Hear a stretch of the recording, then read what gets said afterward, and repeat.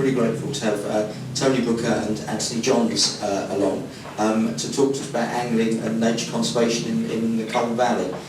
Tony, I think ex-firefighter in the back in the day, but now chair of the Colne Valley Fisheries Consultative Group, and Anthony Johns, Sabey's, is it pronouncing it correctly? Paul Fisheries manager. If I could hand the mic over to you. Thank you. Thank you for coming on. Thank you. Good afternoon. Can you all hear me okay?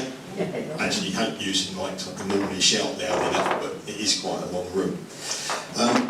So thank you indeed for inviting us this afternoon and for the opportunity to share this particular story.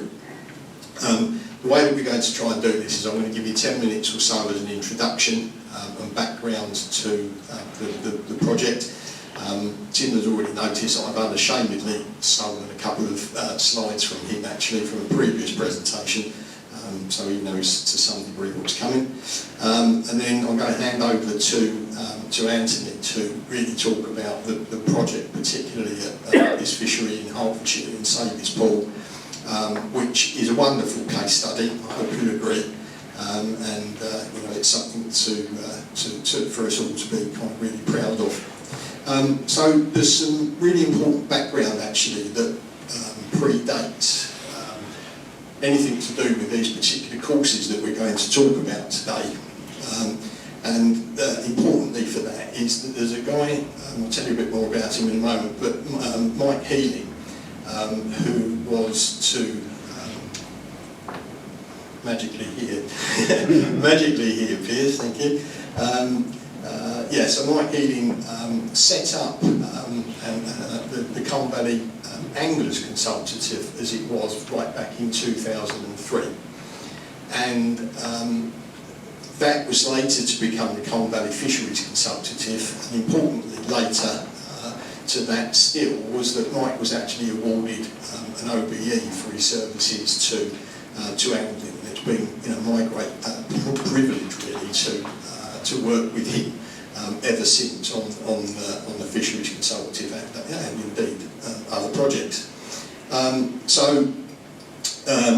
In 2005 there were discussions began between Tim actually and Mike, and the result of which was that this fisheries plan for the Colne Valley was started, it was put in place.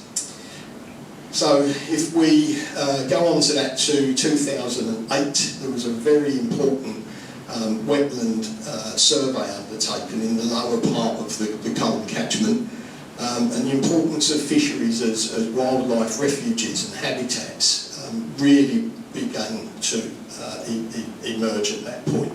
Who's doing the slides? Somebody magically doing them for me. Thanks, Tim. So if we kind of fast forward a few years, I was by now the director of the Colne Valley Regional Park, and I'd met Tim on a number of occasions, and our relationship was certainly strengthening and was growing.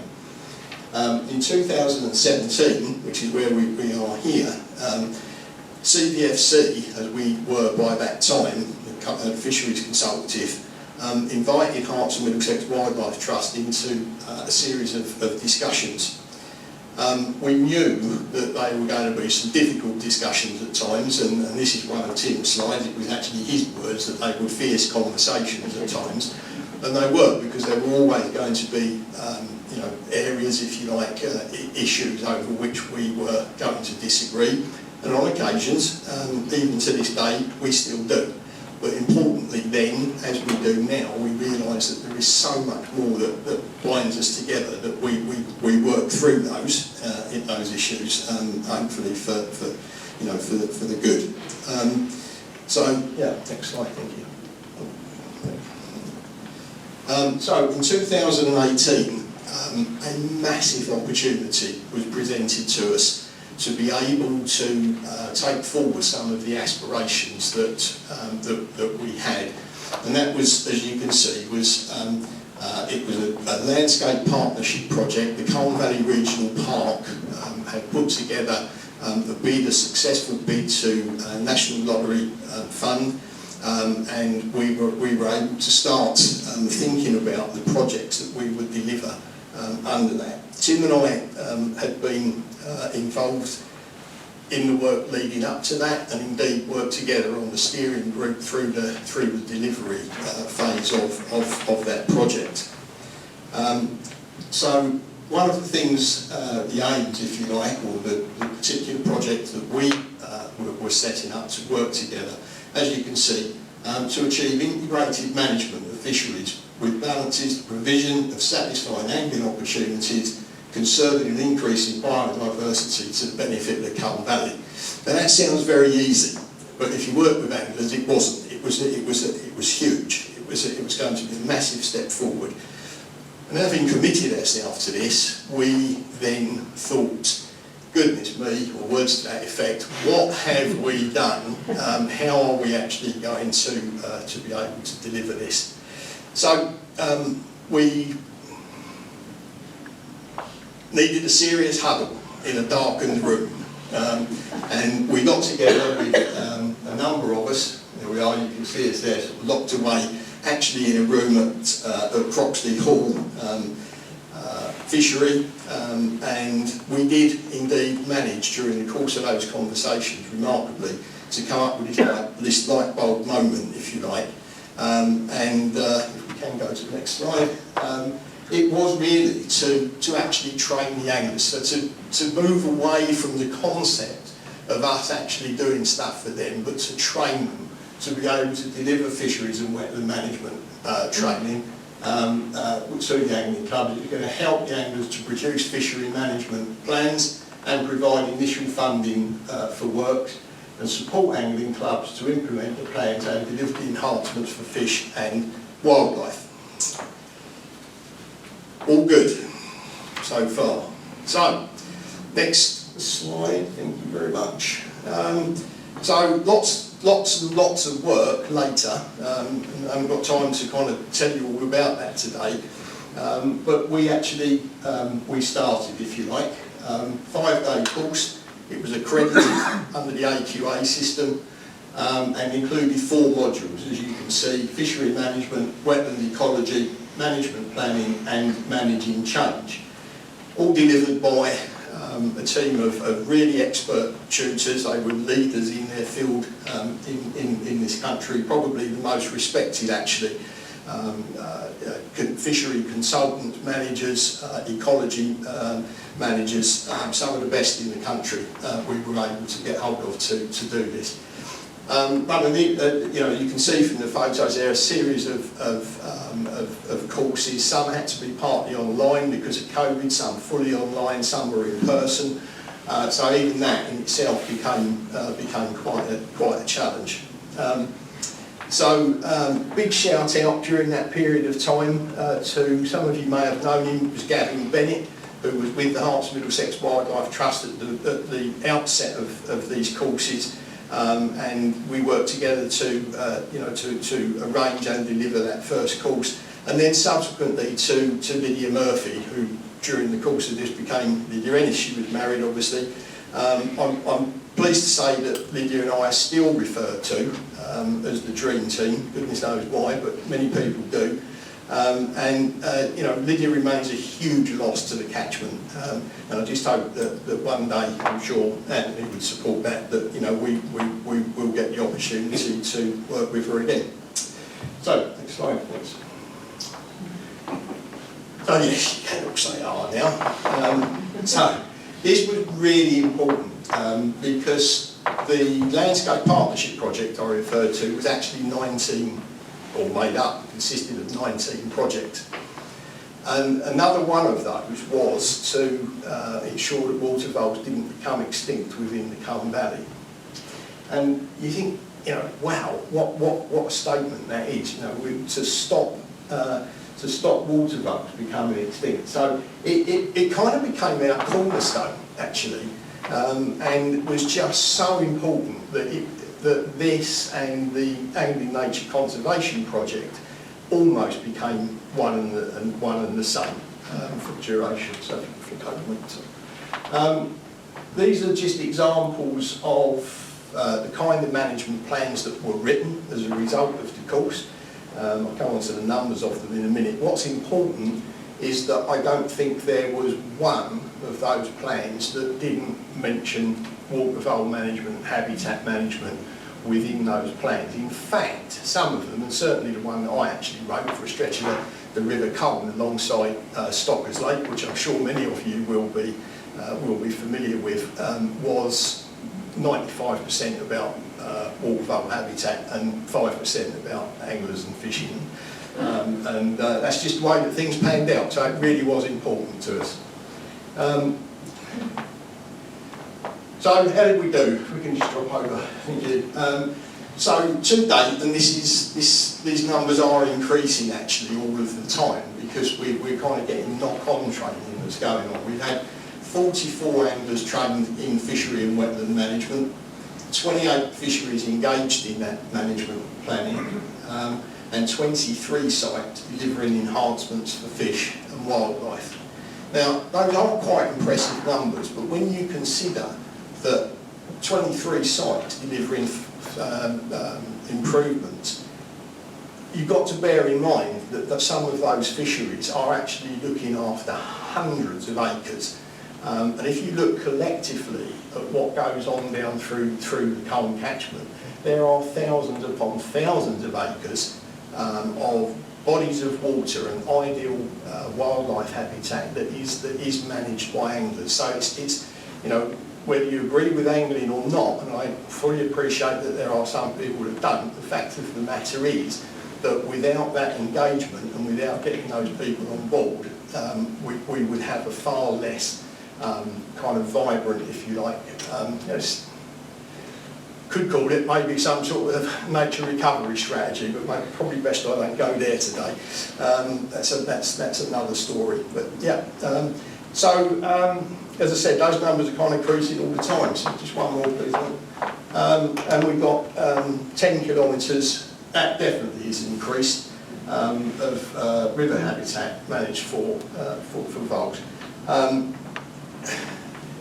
So yeah, I mean, even just last night actually, I was working on something on a project for continuing this work, and the important thing is here is, as I mentioned earlier, it's the excitement of anglers in seeing voles return, and crucially they have to areas that that have been enhanced within the last couple of years.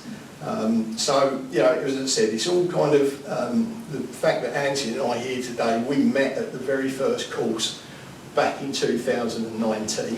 Anthony was looking after a lake that was close to my heart, because believe it or not, I started fishing it when I was 9 years old, and the die was cast, as I say, because I got back involved in it and hopefully have been some kind of help along the way. A very, very quick word on legacy. One of the things that the lottery fund would look towards us as a group to do is to deliver some sort of a legacy from this. Looking to do that in two ways. One, we've delivered, because the way that angling clubs consider the management of their venues will never be the same in the Colne catchment. There's absolute sea change has gone on since we started running these courses. So that will never be the same. That's partly a legacy.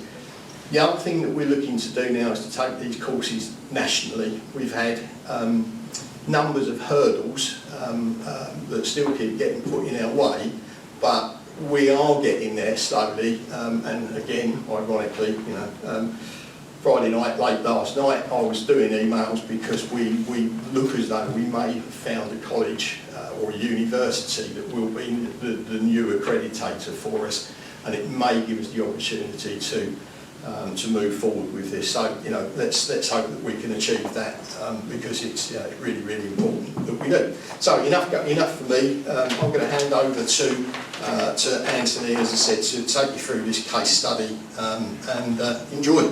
Thanks, Anthony. How much have I got now? you've got about 15 minutes or so. Okay. That's all right. Absolutely fine. I could get on all day, no doubt. Okay, so West Hampstead Angling Society, I look after a lake called Sabey Pool, located in Rickmansworth. So this is Sabey's Pool here, and I've got a pointer. I just want to say that, and it's quite important, our car park's down here somewhere, and it's 470 metres to there, and that's quite important for what I'm going to show you. 420 metres. Okay. So Sabey's Pool, dug in 18 something or other for brick clay. Evidently the Baker Street bricks are taken from this place, but I don't know whether that's real. Okay, so day one, this is day one of the project. So did the course, wrote a 5-year plan, got given £1,800 for completing the course and writing the plan. We had nothing. We didn't even have a chainsaw. I mean, we were useless. This is 3 years ago. So we started off. We'll do some water vole habitat restoration, as you do.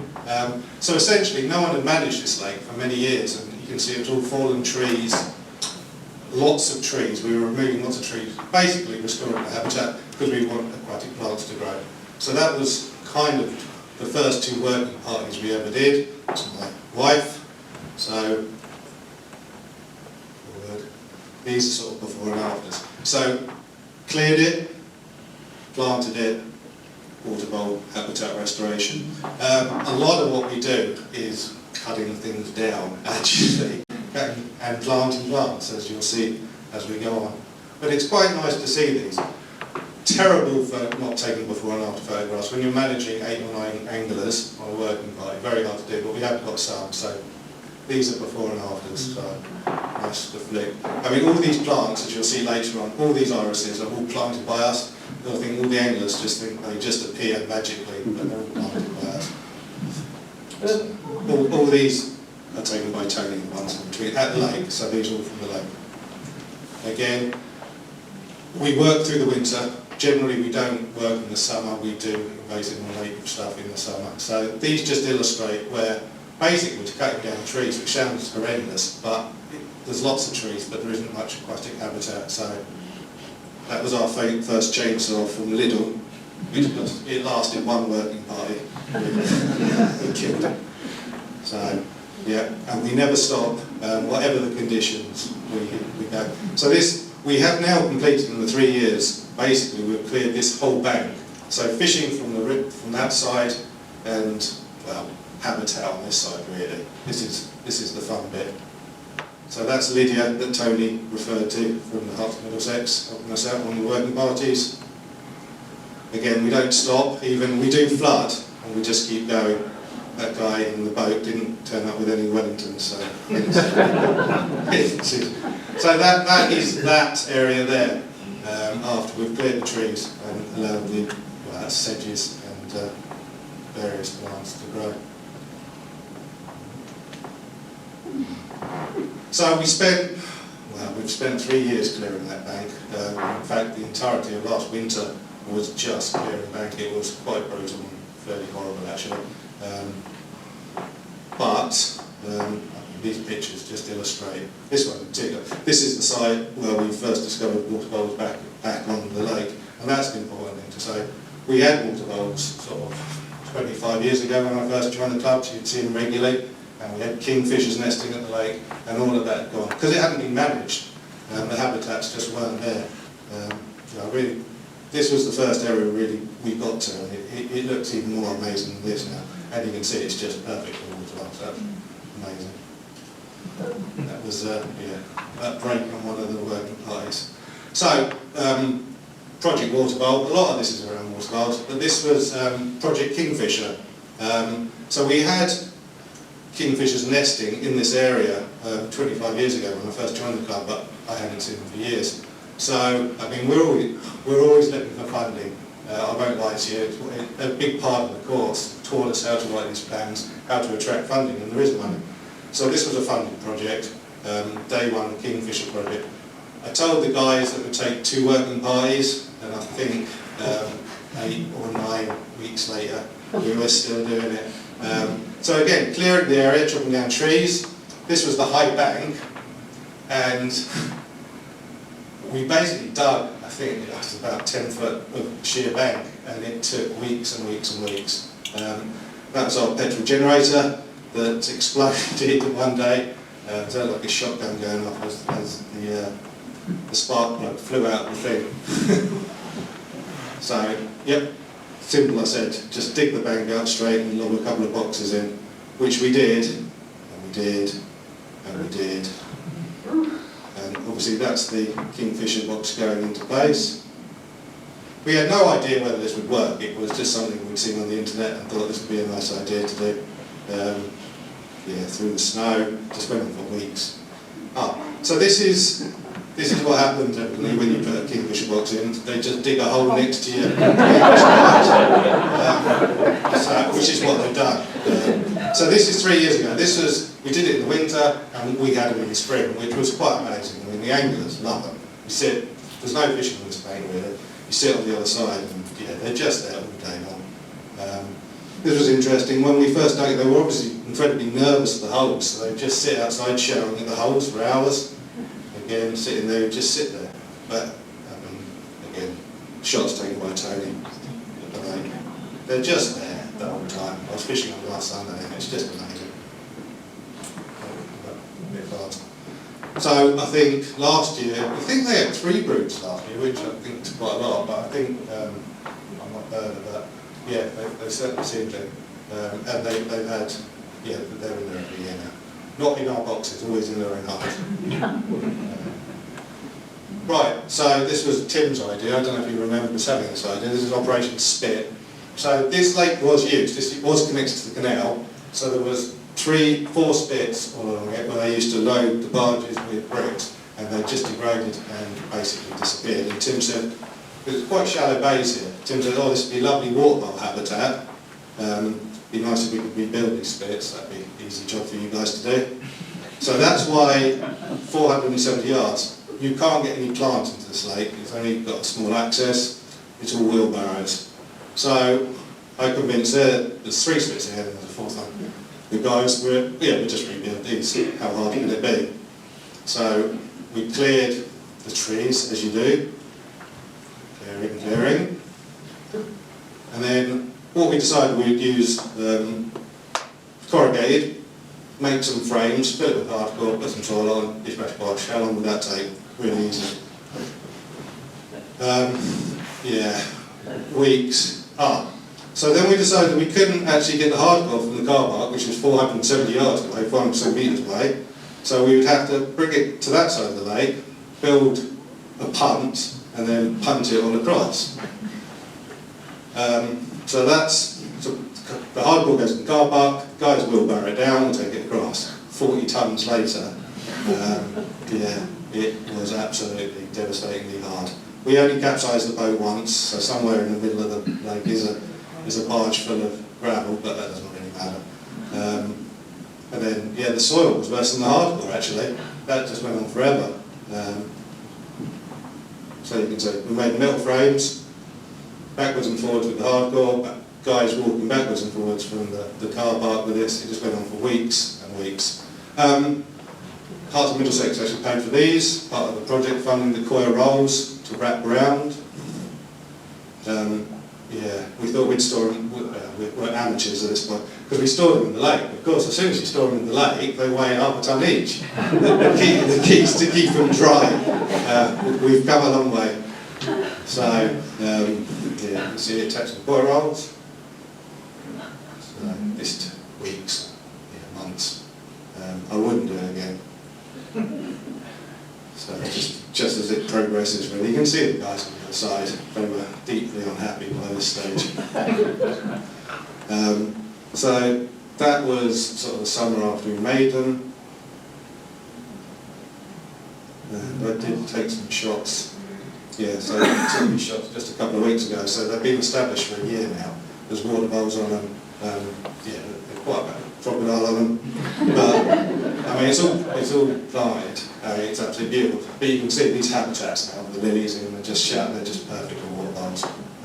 But also perfect for fishing. So everyone's happy. So yeah, after we'd done those, we had another one to do the following year. So we did do number 4. I'll whiz past that. So, one of our projects, this is what we call our aquatic allotment. So first year we bought seedlings and planted them in our allotment. Now we just collect seeds and grow them ourselves. So I think we planted about 400 yellow flag iris there, and that's season number 1, so we bought about a few centimetres tall. Burr reed. So a lot of what we're trying to do is improve the water quality. So we're endlessly planting. Basically, we planted the whole bank, what we call the canal bank, the whole of one side. We tried to remove a lot of the trees and plant, basically. Good for the fishing, because you get a lot more wind on the lake. Good for the water quality, because obviously your plants are sucking up your nitrates, etc. And great for water voles, because it's providing that habitat. Unfortunately, a lot of the time we can't plant into the bank, so we are putting them in baskets. It's the only way we can do it. Some of the bank we can just plant out. So we've now put in 350 baskets of yellow flag iris. Yeah, a lot of work in itself. This is us planting up the bays after the spits. I mean, everyone just thinks it just happens magically, but everything's put there. It's that's interesting as well. Behind it was a huge sycamore tree, which actually Hertfordshire Middlesex helped us get funding for, because this whole bay was just shade, nothing would grow in it. So my mum always tells me off. She said, "You're meant to be doing nature stuff. Why are you cutting down trees?" But yeah, we're basically unshading that bank by this planting. Everything comes across in boats and everything.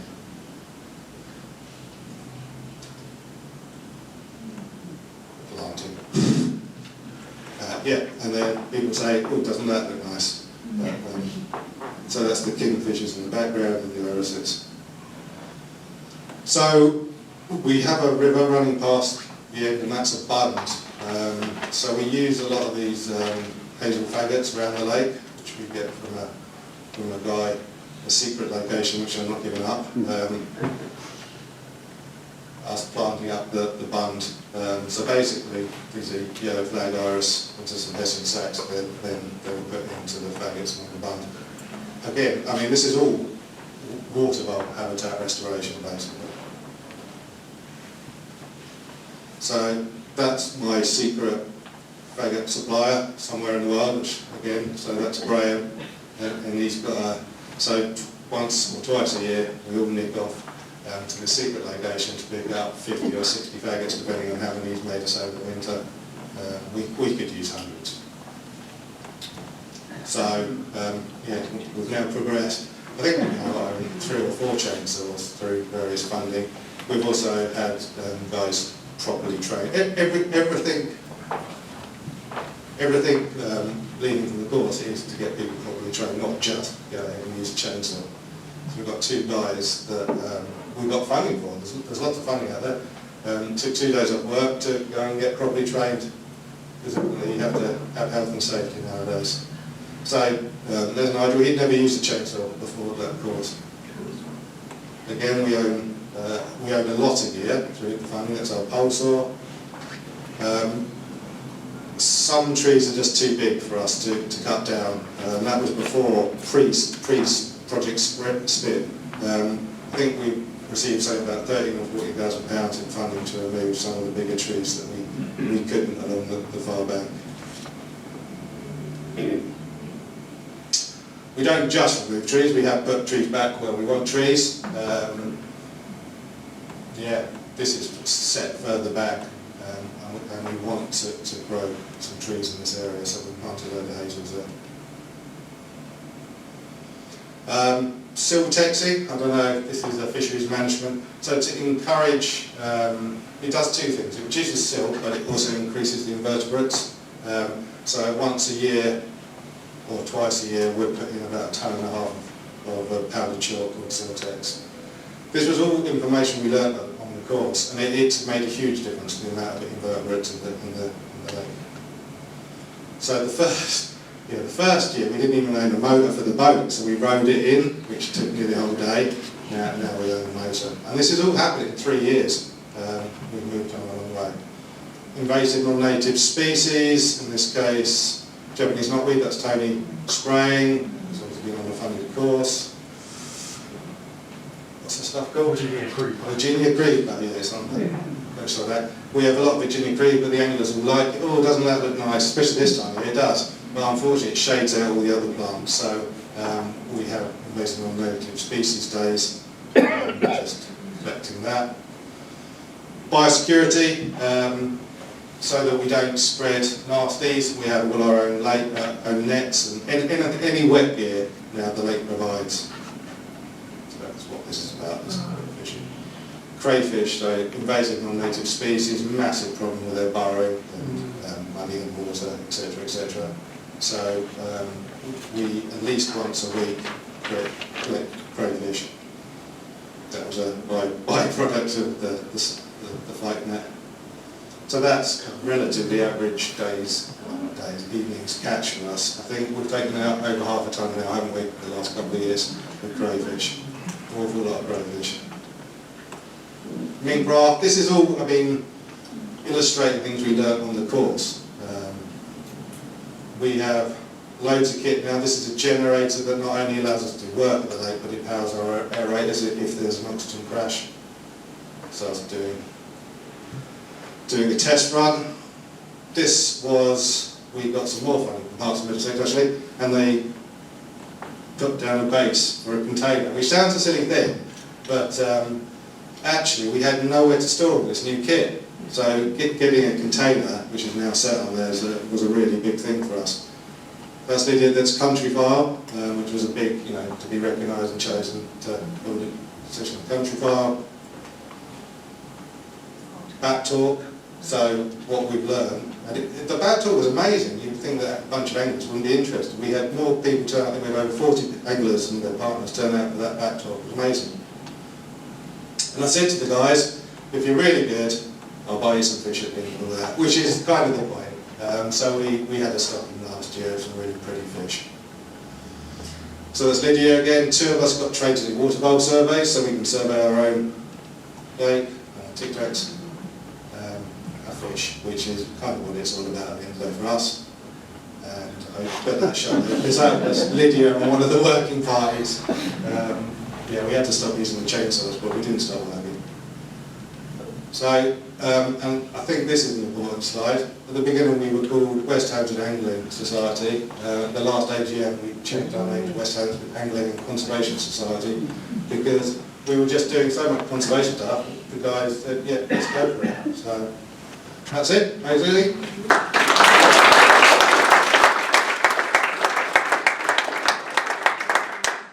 Really impressive. And some pretty good photographs in there as well. Very good. That just shows what you can do when you set your mind to it. Questions? While you're reflecting, one for me, it looked more like a sort of outdoor activity weekend at times. Yeah. How easy has it been to encourage your members to take part? It's pretty hard work, some of that. You have to lie. Yeah. It's the same people over and over. You'll get, it is hard work, and there's been quite a lot of injuries and things along the way. Tend to get hardcore of 7 or 8 people that turn up every week, and then we try various things to force members, but you can't. It's hard. It's hard, yeah. But we have 7 or 8 guys that come every week. It's almost as much sort of hard labour as it is actually angling, I suspect. More. Yeah. It's really impressive to see the results. The Kingfishers were amazing, and the Water Voles. I mean, we have had a lot of funding from it, which was part of the course, how to attract funding. So the club's really benefited from it. And I mean, if I was chatting to a bunch of fishermen, I'd be saying now, the other thing, look, we've done all this for nature, but my fish have got massive, and that was the point. Fish that hadn't grown for years and years and years are really big now. And Viv Shears did part of the training. We just followed what he said to do, and it's worked. So it's amazing. We can do all this, say it's Water Voles, Kingfish and everything else, it's also for the fish, we forget, because we're improving their habitat, and that's the key. And how would you how would you see the difference from an angling perspective from what you've achieved there? Well, do you want me to do that? Yeah. Sorry, what was it? So, one of the photographs that Anthony showed was, as Richie said, was Viv Shears. He's by a country mile the best fish supplier, fish farmer in the country, but his background was actually at Sparsholt Agricultural College. So he knows how to manage fisheries, and if they've told you to do something, then you listen, basically. You know, as I say, he was one of the people that we managed to get to be one of the tutors to deliver the course. Yeah, we basically, when I say we, and you know, obviously helped along the way as well. But we basically followed what he said to do. So yes, it's difficult to get the anglers on board at times, but you know, there is a hardcore, they're good, you know, good bunch. And we've got to a stage now where I've achieved what I wanted to do from a wildlife habitat point of view. I fish very rarely these days, I don't get the time. But importantly, the anglers now, because of all of that habitat enhancement that we've done, is for water quality as well, is that the carp that they're angling for are, in some cases, twice the weight that they were when we started this. And bearing in mind, it's only 3 or 4 years ago, so they're putting on huge amounts of weight, and importantly, they're really, really healthy fish as well. So, you know, and we care for them very much, and yeah, so it's all positive for the future. Excellent. Brilliant. Well, If there's no other questions, sort of look around, in which case, thank you again. Really impressive. 10 kilometres, I think you said, of waterways managed for angling and conservation. That's really impressive. Yeah, I think we're 10 kilometres on water vole, for water vole habitat now. And that's increasing. You know, we don't doubt that's constantly increasing. So it's all good. It's all good. excellent. Thank you. Right.